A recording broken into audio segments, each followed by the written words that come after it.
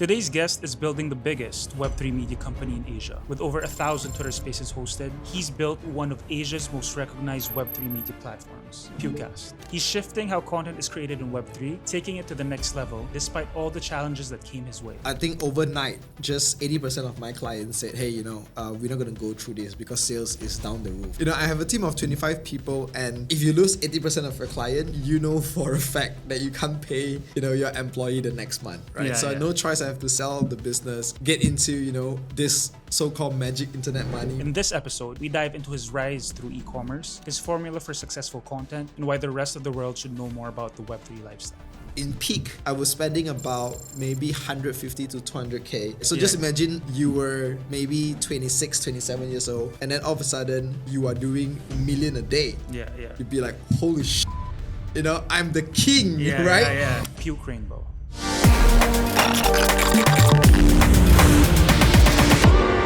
Hey guys, it's a great day today. Today I am with someone very special, the face behind Pukecast and also definitely Asia, but also one of the most stylish men I know in the Web3 space. Right here, I am now in the presence of Puke or Amos. Yo, hi guys. Man, stylish? I don't know, because when we Dude. go on to, CT, Yeah. everyone is like, oh, this guy has the best dress. And every time in my mind, it's like, damn. Dude, No, come on. You're drippy, bro. Look at the fit. Always. Happy to have you here, man. Because usually, the last time Yeah. it was you doing the interviewing, Yes. and now you're in the hot seat. Finally. Yeah. This is the feeling of like every time when people ask you like, can you be a moderator for Yeah. my conference? Right. And all of a sudden it's like, can you be a speaker instead? It's Yeah. like, shit, I don't have to prepare. Yeah. That is good. That is an opportunity, bro. Yeah, it's different. I'm sure. Do you do like a lot of interviews like where you're in the hot seat? Yeah. Yeah. I've done it. Because you've also done like speaking events, no? Yeah, I done speaking. I done giving keynotes as well. Yeah. So yeah, pretty much. For me, I love to ask people about their story. Yeah. And so like if you were to compare, I'll love to be the one that put people in the hot seat, right? Right.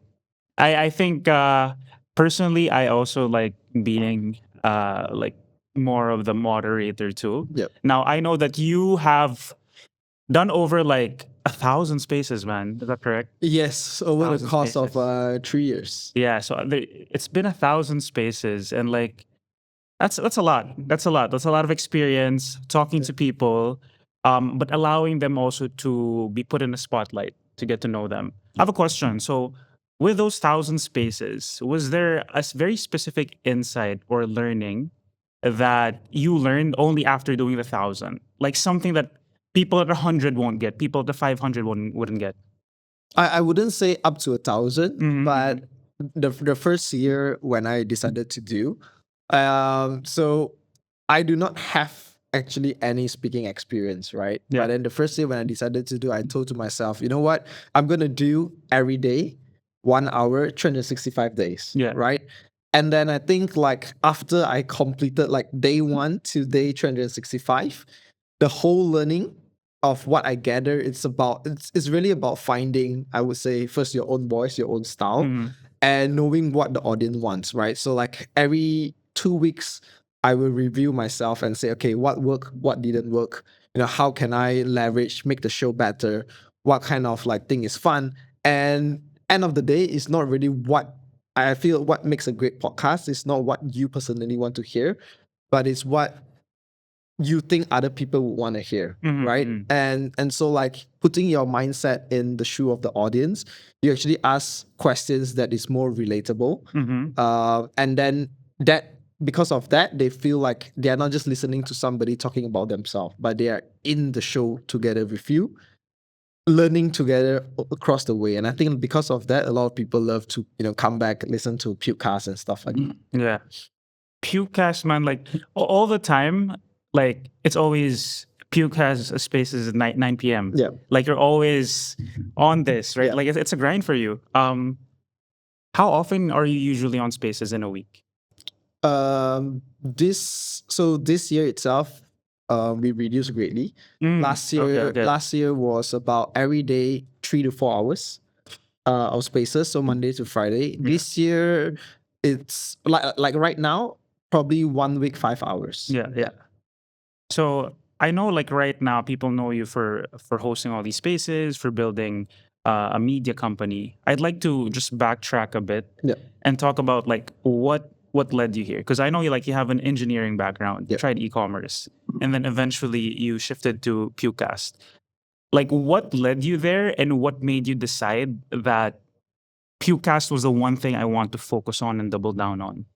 It's when I started on doing it, it's really not about like what is the business model and things like that. Because like when I started, it's just pure out of fun, right? So backtrack a little bit. Obviously, I did e-commerce, and then during the whole COVID happened, I think overnight, just 80% of my clients said, "Hey, we're not gonna go through this because sales is down the roof, right?"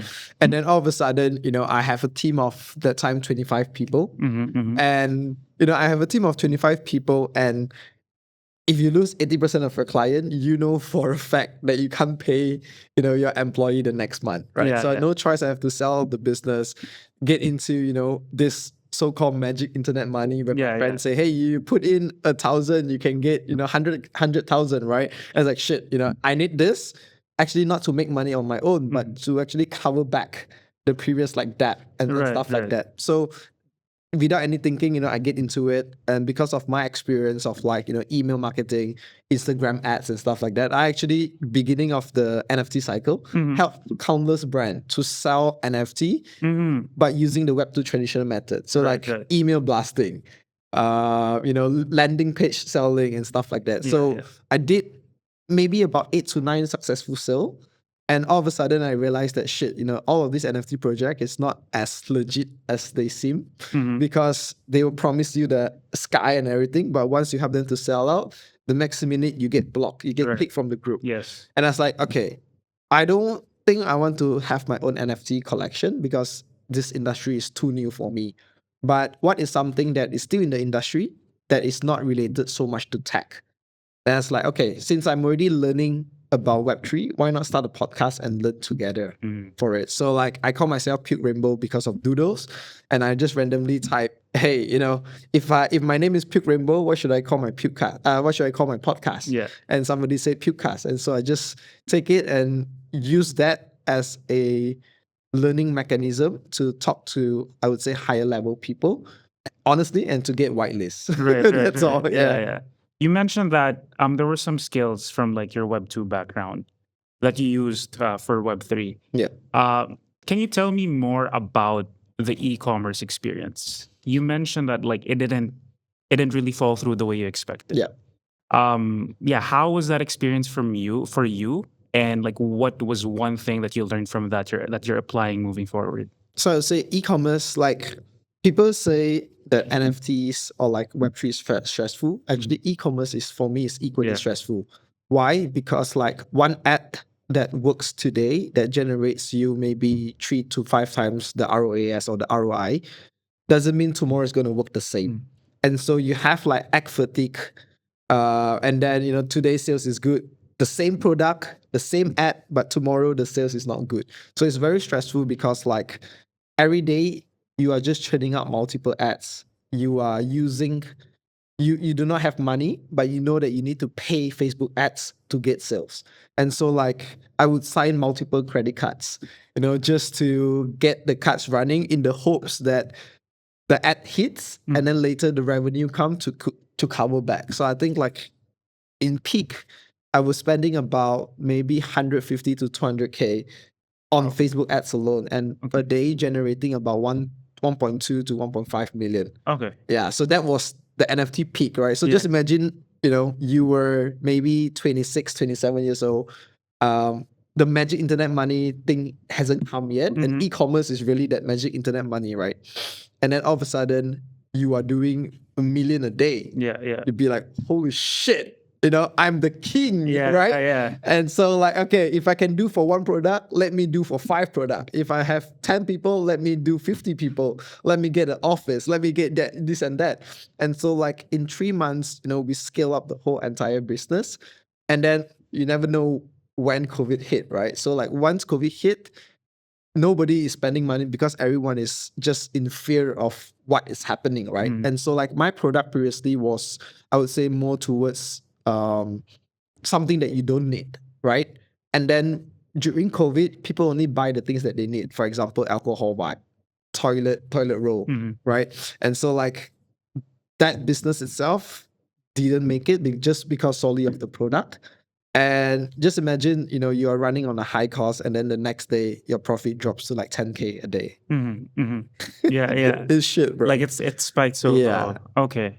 And then so from there, that's when you decided to transition. Like, was it an instant? Okay, I have to do something different. No, Like, what was the not process? really. Like at that moment, I still like, okay, what is a product that people will still buy during this time? I think like you wouldn't leave the industry immediately because of the money that you make previously, right? And so like you kind of tied down because there is no other way in your mind that you can make such a huge amount of money.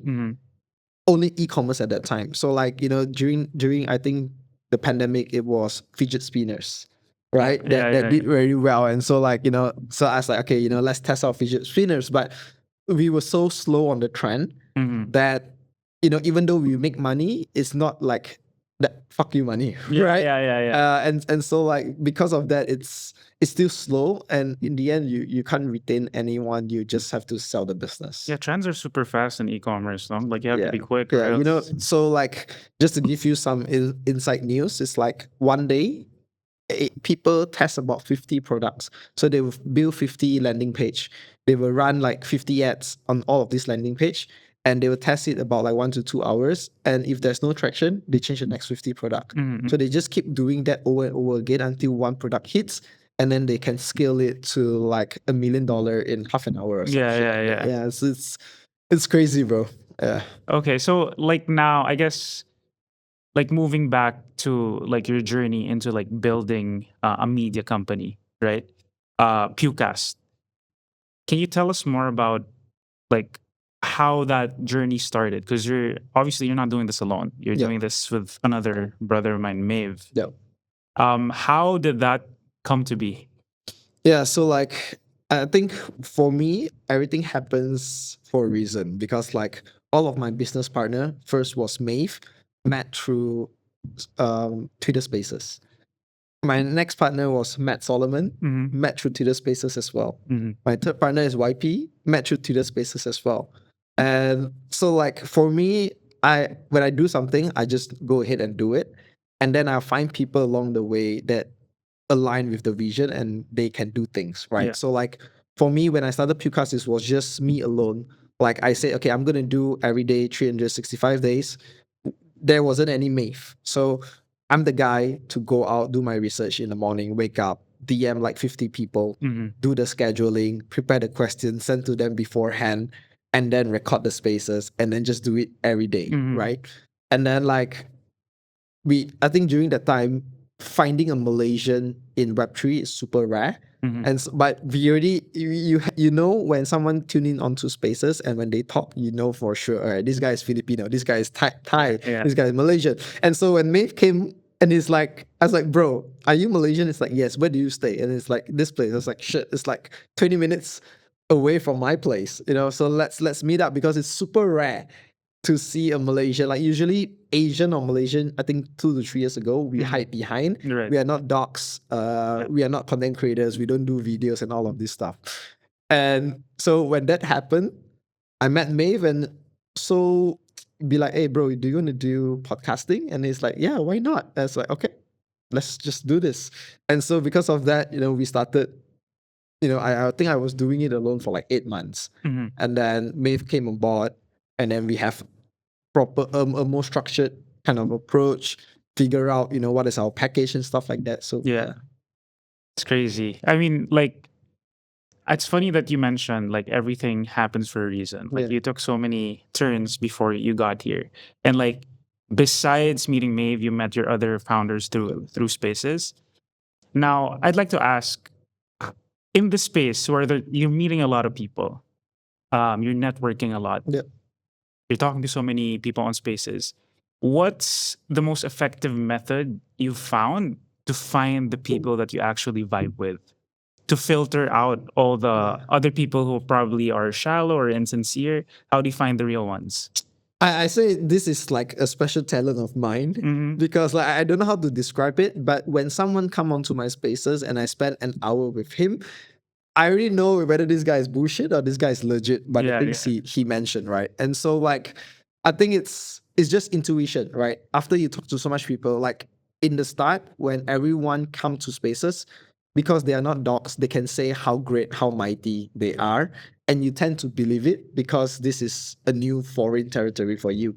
But after that, when you talk to them a bit longer, you realize like, okay, this guy is repeating the same thing over and over again. Mhm. If I pivot the question to another things, he doesn't know anything. Like if someone is very knowledgeable, yes, he might not know everything, but he knows something outside of Web3, Yeah, right? yeah. He will have, I think someone who is credible, their experiences is crazy. Mm-hmm. They will have multiple, I would say, sessions in or segments in their life that lead up to their success.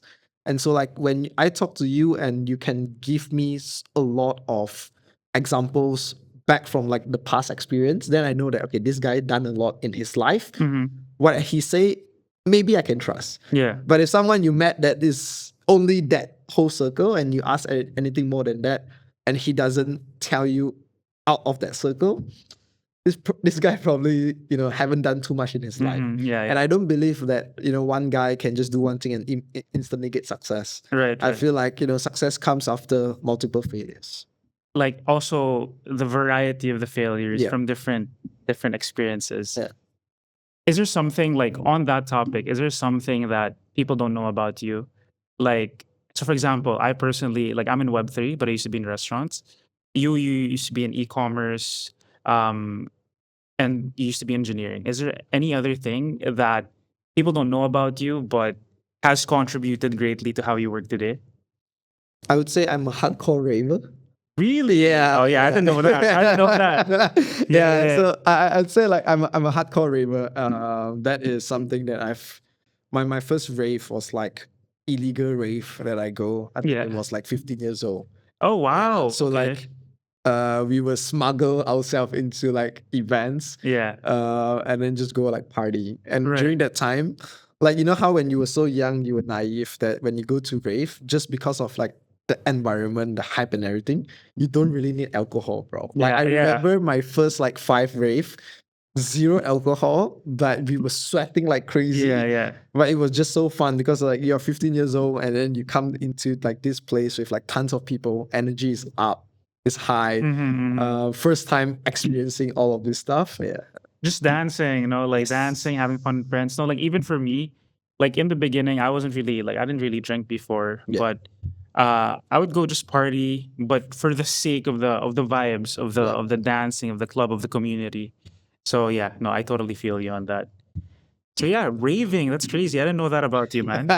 Until now, like, do you still? Yeah. I still like, I think like now, because Malaysia not too much event, we go a lot of like underground clubs to rave. Okay. So it's like yeah, I think the recent one is probably in Bangkok. Mm-hmm. Yeah, Okay. Bangkok. Where there's like events. Malaysia has multiple events as well. Mhm, Yeah. So it's like techno, hardstyle, trance. Like this is the three. Techno hardstyle trance. Yeah. But I remember I was once in your car. You also listened to some rap, like some UK rap, right? Yes. So like if you were to give like a mood board of the music you listen to, what would that look like? I would say like most favorite, number one is trance. Trance, Yeah, okay. that is like the core of it, right? Yeah, So trance is like very big. And then you have like progressive house, you have like melodic house, you have like melodic techno, and then you have hardstyle, right? So like the core would be trance. And then if it's harder than that, it would be hardstyle. Mm-hmm. And then if it's more melodic, it would be techno. Is it because like you use it like just like while driving, or is it for your workouts, or like what do you I actually what don't ones? listen to music when I work out. Oh, okay. Yeah. Okay. So just quiet like in your mind. Yes. Okay. Yeah. All right. I don't like music when I work out Mm-hmm. because you can't think.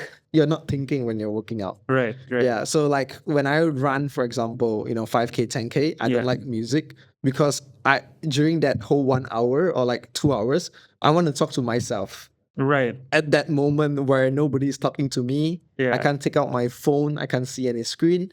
That is the moment where you legit, because like if you're not running and I ask you to sit by yourself and talk to yourself for an hour, you can't do it, bro. That's true. That's Uh, true. Only during the running moment, that's where I can do it. No, I completely agree, because it's like when you're running, it's like deep introspection. Yeah. And like the longer you go, the farther you run, you go deeper and deeper. It's Yeah. like you peel off these Yeah. layers. Yeah. So like we've already talked before, like you run a lot too, right? You Yeah. like 3-4 times a week. Um and you showed me a video about like with Will Smith about running. Yeah. Like I mean I can't show the video now, but can you Yeah. tell me more about that for the audience? Yeah, It's a for sure. beautiful. So like what Miss Wave say is so true, right? Because like when you're running, you are actually fighting against yourself, Yeah. because like any moment, anytime, you actually can stop, Yeah. right? You can just tell yourself, okay, I'm tired, I want to stop. But what keeps you going is you yourself telling, all right, I have not reached the target yet. Mm-hmm. And because I've not reached the target yet, I can't stop. Right. So there is a discipline element to it. And so like for me, I believe like if every morning you say you want to do 5K Mm-hmm. and you actually do 5K, you are telling yourself that, yeah, no matter what, if I tell myself I can do it, I will do it. And I feel like that whole perspective will change. So like, yeah, just type Will Smith Yeah. on running. Yeah. Like Yeah. that is a good clip, you know? Yeah. No. I really like that insight. Besides running, I know that you're very into wellness. Like I know you guys hosted an event, like a wellness Yeah. event. There was like ice baths, sound baths, red light. Tell me more about that, because I don't see that. Like personally, I love these types of events, Yeah. but I don't see a lot of that in Web3. And so like how do you guys like think of creating these types of events? So I think for us, we want to be unconventional when it comes to Web3, Yeah. right? So like if you look at Web3 as a whole, we are categorized as nerds. And I'm not saying I'm not a nerd. Like Yeah. everyone that is in Web3, I feel that we are a nerd, right? But being a nerd doesn't mean you're not cool. So like I think in Web3, besides like the tech and everything, it's really moving into like lifestyle, Mhm. right? So like lifestyle is the way you eat, Mm. the way you dress, the music you listen to, the things you do. And I feel like Web3 lacks all of that, because Yeah. like if you talk about fashion, yeah, we actually decided to be like, all right, every time when we show up into an event, we need to be the most stylish motherfucker in that event, Mhm. because like that is what we stand for. And we are cool doesn't mean we are in crypto, we don't care about other stuff, we only care about making money. Yeah. So I think like that for once stand out, because after going to multiple events, people realize, oh shit, this guy have style, right? Yeah, So that's one thing. And then the second thing is, when we do, for example, our events, we don't want to do standard events where everything is the same. So just one biggest change, right? If you go and see all of the event posters, and you on Luma, and you go and see a Pukecast event on Luma, the posters is totally different. Mhm, mhm. The posters for other event is like general. You see it is a typical Web3 poster. Yeah, yeah, yeah. When you look at our poster design, it doesn't say anything about Web3. It looks like a cool event. Yeah, So yeah. that's second, right? And so like what is conventional? Meaning that maybe instead of just doing networking, we do networking we serve people cakes. So we bought 30 cakes for Malaysian Blockchain Week. And there's no food, there's only alcohol and cakes, where people come and then they try out 30 different types of cakes. So that experience was great.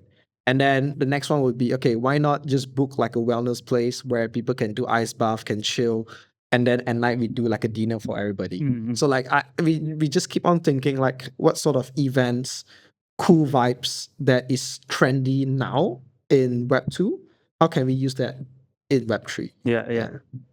I see that you approach things with a lot of intentionality, Yeah. like in the events, your style, like you said, the posters. I'm curious, do you have any like inspirations in terms of like the artistry that you apply into what you do?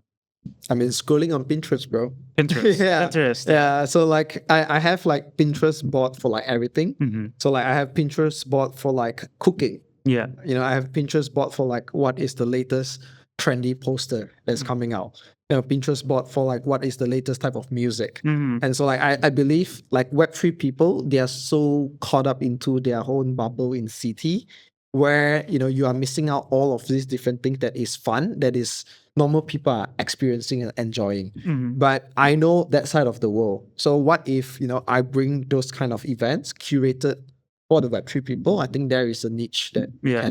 we can fill. Do you have specific people that really like, oh, this is the standard that I'd like to get to? I think for our vlogs, we really want to be like the Nelt boys Now, of Asia. boys. Oh, yeah. Yeah. So I think that, but so Asia culture and US culture is different, right? Very. So like US culture, for them, they like to do pranks and stuff like that. Mhm. For us, we are not really that prank side, Correct. but more towards the fun side. Mhm. So like if you look at even like Asian people doing vlogs, they are Asian people in the US. Yeah. Not Asian people in Malaysia, in Singapore, in Hong Kong, and stuff like that. So that would be the goal for our YouTube. Yeah. I think you're also applying the same approach with definitely Asia. Yeah. Can you tell us more about like what brought that about? Because you're working on that with Maeve and YP. Yeah. So definitely Asia is literally a brand that telling people that Asia is the next big thing, Mhm. right? Everyone is saying, hey, you know, Asia is this, Asia is that, Asia is the next new wave. But what it really means, do you only talk about Asia in terms of the liquidity that they bring in? Or you're talking about Asia culture, food, the people? Because every country is different compared to one another, right? We have Vietnam, Thailand, Philippines, India. The culture is different, the food is different, the way people dress, the way people think is different.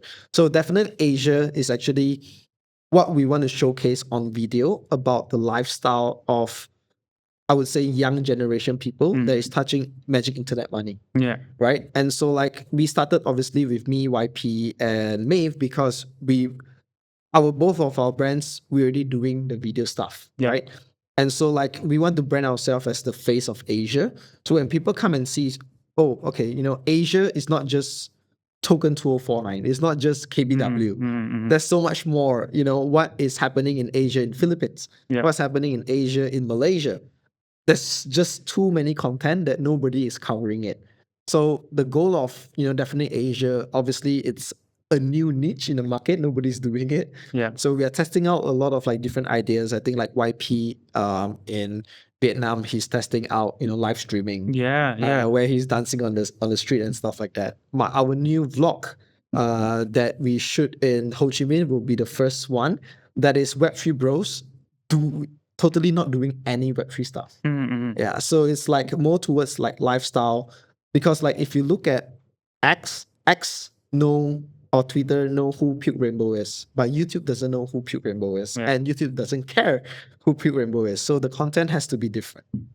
You mentioned live streaming. I think that's something that's really crazy in terms of like capturing attention, especially like with Kai Cenat, I Show Speed, like these guys, and all the streamers on Twitch and Kick.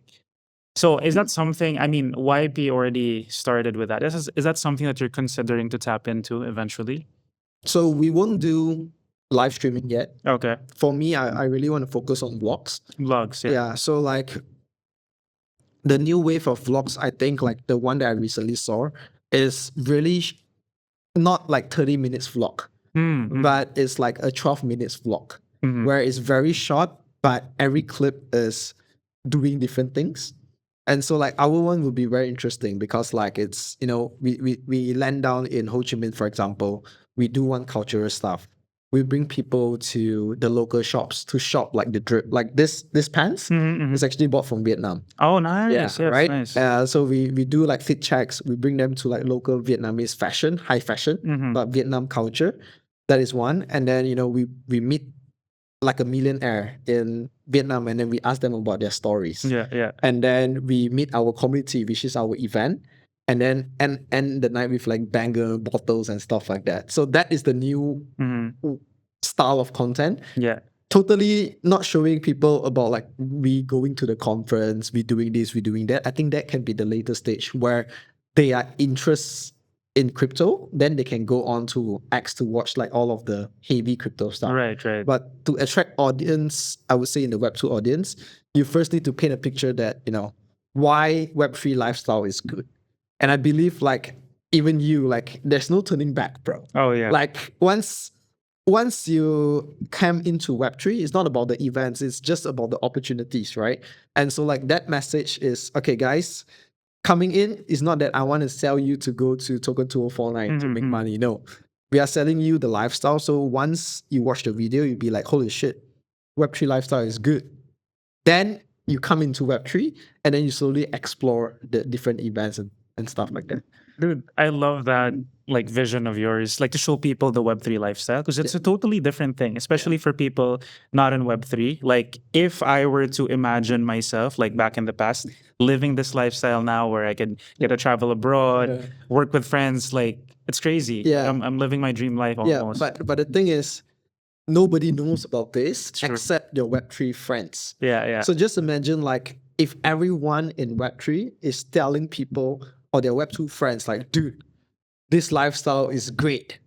That's actually the next mass onboarding. Yeah. It's not the next Axie Infinity. It's not the next Yeah. DeFi. It's not the next airdrop. But it's just telling people you want a better life. This is it. Because the next 5 to 10 years, everything will be crypto, right? Right. Everything will be on chain. So Right. if by then only you want to come in, probably too late. You know, I think now is the golden opportunity that we need to tell people, guys, this is it. You know, if I go around and I ask people like, you know, life, one of the general questions that I like to ask is like life before and after Web3. Nobody says like, oh shit, you know, Web3 is so tough. Maybe if you're a project founder, yes. Yeah. But if you're just someone who's trying to, you know, make a better living, I think Web3 is the answer. Yeah, but even like as a founder, even if it's tough, I still would prefer this, you know, even than going back. Yeah. Like, so okay, tell me about like you mentioned your Vietnam trip, right? I saw that you had like 9 banh mi's, bro. Is that correct? 10. Yeah, 10. 10. What was the story behind that? Okay, so like right now, if you look at my profile, we are the only people that is doing lifestyle, right? Meaning that some of like I have 5 pillars of my content. One is like fit check, right? One is food. Right. And so like I just randomly, casually was on a holiday in Indonesia. Yeah. Right. And then in Indonesia, there's this chicken where they smash it with like chilies on top of the chicken. Yeah. And it's called ayam geprek. So I randomly just like, guys, you know, this is number 1 of ayam geprek. I take a photo and I was like, I'm going to eat 10 more. And because of that post, everybody is following it. So like what I do is I will post one picture and then the next day I eat the same thing. I could retweet it and I could retweet it, right? And so like I do it for 10 times. And that whole, you know, from the first picture to the 10th picture, which is 10 different posts, I think it gathered about like 230K views and like 300 over comments. And then people will be like, if I skip one day, people will be like, dude, like when I type GM, it's like, where is the next ayam geprek? And then a lot of Indonesia came rally on that post. Yeah. So I was like, I think this is something cool, right? Yeah. Because like I can have like create something out of thin air. Like food is something that you eat every day, but nobody shows it, right? Yeah. And I was like, okay, that works in Indonesia. In Ho Chi Minh, what should I do? So I do banh mi. It's even crazier. Yeah. The people are asking me, DMing me about what recommendation should I get. And then like someone that ask someone about banh mi and then he typed, all right, I asked this guy, but he said, you know, I should ask you instead. And then, so a lot of chatter come about and it's like, okay, maybe every country that I go, I will do, 10 different challenges, right? Yeah. 10 days. And so like the next one, this Friday, I'm going to Japan. Japan. So it's 10 ramen, bro. Oh, oh, that's a lot of calories. Oh, that's a lot of calories. I don't know, man. Yeah, yeah. I don't know how I'm gonna do it, Yeah. but I'm not gonna finish it though. Right, right, yeah, right. yeah.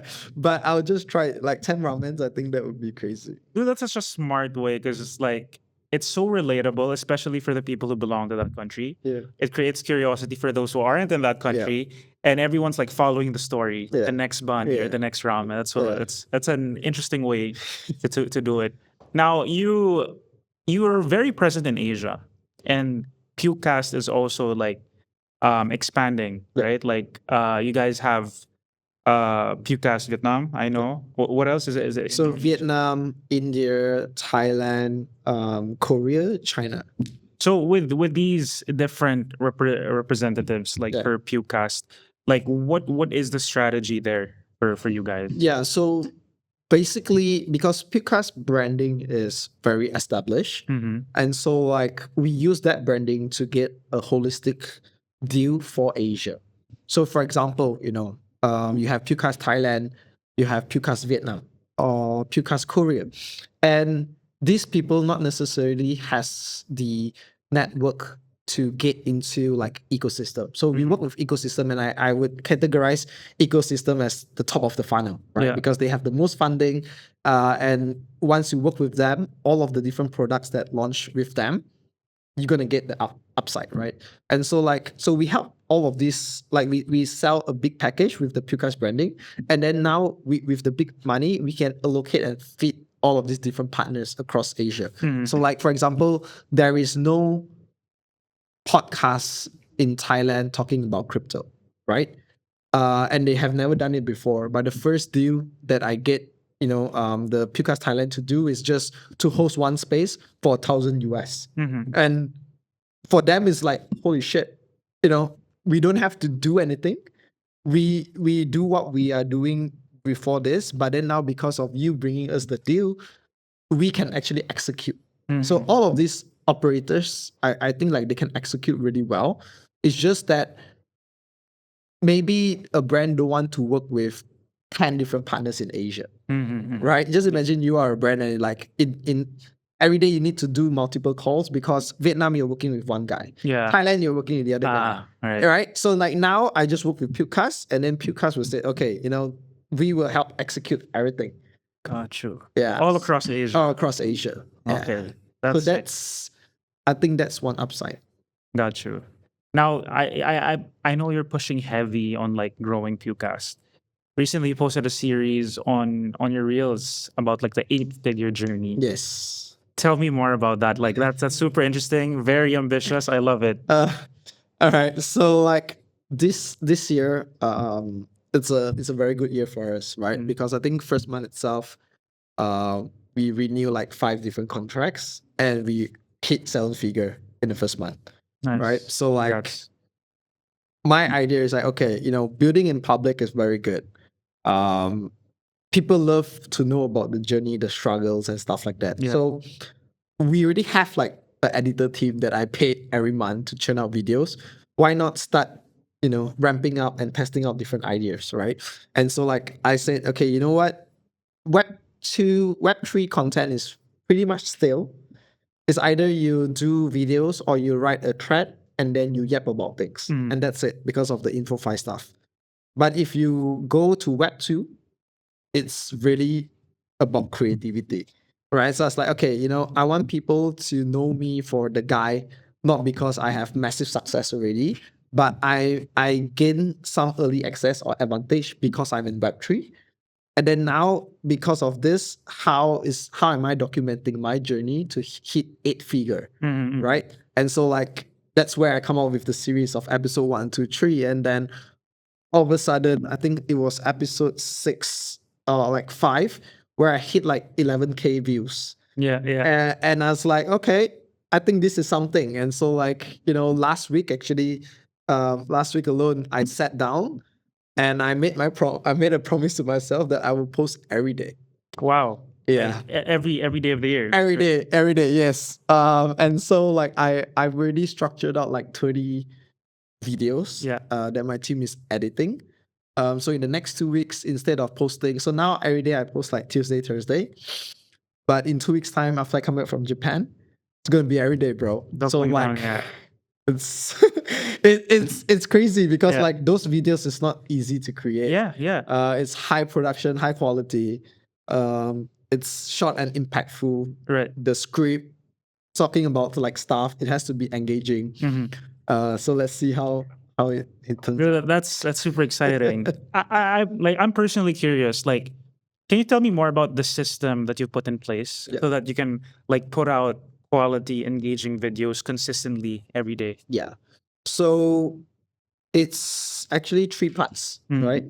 The first part is having like an in-house editor, all right? And this in-house editor has to understand you throughout your entire journey. So this in-house editor, he knows us for about a year, and he watched all of the raw footages that we have. Before Yeah, edits, yeah. So every time he watch, he knows, okay, if I'm talking about certain things, it has to be the spa event. So he will go to the folder. So cataloging your videos is very important, right? So it's like, okay, 2023, 2024, 2025, and then which month, what event, what date, categorizing everything. So the editor has to work with you long term. You cannot get like just a guy that is part-time or he's doing and everyone else, and then you ask him to do this one clip. It doesn't work that way. He needs to really understand you, so that even like now, I don't really need to ask him, okay, use this and that footage. I just write down the script, and then that guy itself, he knows, okay, I'm talking about just a lifestyle. Oh, I remember that Puke was in the desert having fun with his friend. Let's use that clip. So that is part one. Right. Part two is to have a scripter, right? So the scripter will actually, so nobody can write your thoughts except for you, right? So what I do is I already have like a really clear structure on ChatGPT that I just have to write in my thoughts. It will structure the video script that I want, right? So every day writing like maybe 2 to 3 thoughts of what I want, putting into that whole tool, and then ChatGPT will churn out the exact script for me, and then that script goes to the scripter, and then the scripter will decide what words to put in and what words to put out. Right? So that is the scripter, and then we have a coordinator. So the coordinator will actually coordinate with the scripter and the video guy to come out the final product, QC, check the subtitle, do the branding and everything, change the scene if she feels it's not fit, and then give me a review on the final product. I want to know more about the coordinator, because the coordinator definitely has to like know your brand and know you too. Yes. Right. How do you find this type of person? Like, So the coordinator is actually someone that worked with me during my e-commerce days. oh, okay. Yeah, so she probably know me a lot. Yeah. Yeah. We hang out. I know her multiple years already. Right. Right. So that is one. Yeah, so it's working with a lot of like people, and then now I recently just hired a new person. She's also a scripter, but she is non-Web3. She's purely on Web2. Yeah. So like the scripter helps me to do like all of this Web3 content, but this new scripter will focus more on like the Web2 content side. Got you. Yeah. Wow, very intentional process that you have. How does that change? Because you've already put this in place, but now you're going to be posting every day. Yeah. So does that mean that like, you'll have to front load more stuff? Does that mean there's more demand from their side? Like, how does the system change? Yeah. So I'm front loading 20 first. 20. Yeah. Okay. So once 20 is done, every Monday I need to send 8 script. Yeah. Yeah. Wow, it's a lot. It's Okay. a lot. Okay. And I have a question. Do you personally, like, how often do you document yourself? Like, because they say, like, as a creator, it's good to get into that habit to document as much as possible. For you, like, do you just document when you're out in events, or do you record a lot when you're home? Just tell me more about that. I think we film probably a lot of stuff. I Yeah. think like in just say we go to GM Vietnam, we probably need to churn out like 12 videos. Yeah. Because it's whether one is like we have a crew following us, The next one is me, having like a Osmo or like a GoPro to film some of the stuff. Yeah. Right. So I think like, because for us is like, I know it's not 24/7 that I film, but certain things like it is food and we know that we need to power banh mi, for example, Yeah. then we need to film. Yeah. Got you. So are there like a lot of like videos or footage that haven't really seen the day of light yet? Yeah, Yeah. a lot. A lot in Yeah, the so back like, end. I mean, my G drive, Yeah. it's about 4 TB. Wow. Yeah, because we film everything in 4K, right? So Okay. like, for Okay. example, if you are filming for YouTube, Yeah. which is like this, and then for Instagram, which is crop, you cannot film 180p because when it's cropped, it's not clear. Okay. You need to Yeah. film 4K for both 4K. resolution. So Yeah. 4K is Like the crazy. Yeah, safest. Yeah. it's insane in terms of like the weight. 4 terabytes, damn. And you're filming more as we go by, especially if Yes. we have more events coming. Yeah. So like when you go to events, you have your filmer with you Yeah. every time. Yeah. That's crazy. Okay. Now, I'd like to know more about so you have this 8-figure business goal. I'd like to ask, besides the business side, what are the other goals? Actually, I was gonna ask physical, business, and self-fulfillment. Okay. Can you take me through like the main priority goals for each? Let's start with physical. Physical. I think physical for me right now, not really chasing like six packs and stuff. Yeah. It's more towards like being fit every day. Like if I can run 4 times a week, I'm happy. Yeah. Right? Because it gives me like fulfillment in terms of that. Then obviously, I think for fitness is just that. It's hard when I travel because like so every time like when I come back to Malaysia, I'm feeling the best of myself because I can run, I can do all of this thing, eat healthy, cook for myself, and I know I'm living healthy. But when I'm traveling, it's very hard because it's like late night meeting, partying, and usually every event that I go to, I'll gain like 2 kg, 3 kg, Yeah. right? So like that is the part that I hate about events. So I think like my goal is like how can I maintain being healthy in Malaysia, yet traveling, being healthy as well. Yeah. It's really hard because just the lifestyle. Before we continue with the other goals, I just like to quickly ask, how do you have like something that you do that gets you back in the routine when you're back in Malaysia? Like do you have like a system or like a routine? No. So how do you get back on the routine as quick as possible? Like what do you do? I think for me it's very easy because like I just go downstairs and there's the gym, right? Ah, okay. Right. So like and the gym is just nice and it's always like I love to go gym. If you see me during my college years, my bicep is this big, bro. Yeah, okay. Yeah, so I'm huge Oh, when I okay. was back in my college Yeah, days. So yeah. like I love to go to the gym, but just that the struggles of life and time commitment and stuff prevent me from doing that. That's why I choose like running. But actually weightlifting, I used to be 3 hours in the gym Whoa. every day, 7 days a week. Bodybuilder. Yeah, Yeah. bodybuilder. Yeah. That whole dream, right? Yeah. That was me during college. Yeah. Now no more. Now it's just like running. So I think like my self achievement is like if I can keep like the fit lifestyle every week, whether you're in Malaysia or whether you're traveling, then that's like really good fulfillment for me. Got you. All right, like so now going back to the business side and fulfillment. Like okay, for the business side, like besides the 8-figure goal, is there anything specific that you'd like to hit in the short term? I think for now, in the short term, I really want to have more explosive growth for my Web2 site. So I'm talking about YouTube, TikTok, Instagram, right? Because I'm putting a lot of resources in it. Right. And I think like that will give me like a competitive advantage because like when brands look, okay, Puk is famous in Web3, but there's also multiple guys that's famous in Web3. But now when they go to Web2, it's like, holy shit, this guy is famous, or like this guy is influential, right? And I think like Web3 content, I would say is a hack. You don't really need to be good to be famous. Right.